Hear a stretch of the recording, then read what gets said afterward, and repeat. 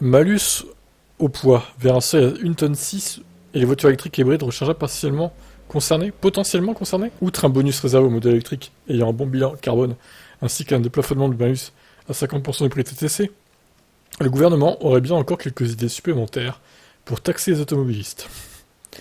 Ah bah oui, hein. Donc le malus au poids, il a été donc mis en place le 1er janvier 2022.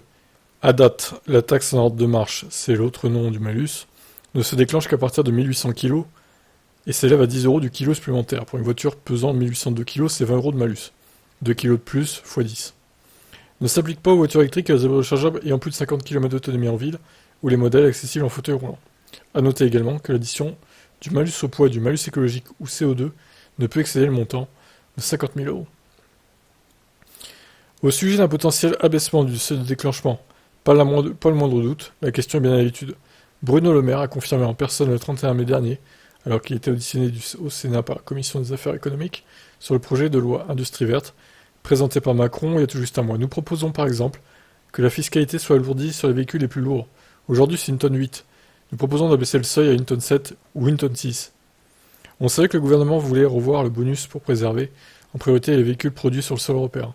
On savait également qu'il souhaitait déplafonner le malus de 50% à 50% du prix du véhicule TTC. Le ministre de l'économie disait vouloir aller plus loin encore et revoir les critères de masse, on sait désormais où il voulait en venir.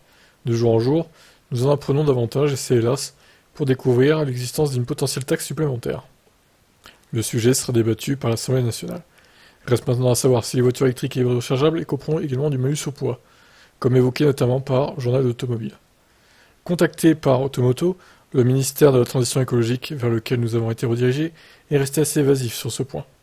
Bon, ils savent pas eux-mêmes pour l'instant. Ouais, alors, moi je suis pour, hein, honnêtement, même si ça concerne les voitures électriques. Alors par contre, il faudra pas taxer les voitures électriques à 1 tonne 6 par exemple, parce que là, ça concernera tout le monde, quoi. On sait que le problème, c'est le poids de la batterie, et forcément, tu rajoutes 300-400 kilos minimum à taille équivalente, quoi. Donc, non, tu mets une taxe, un malus au poids à 2 tonnes 1.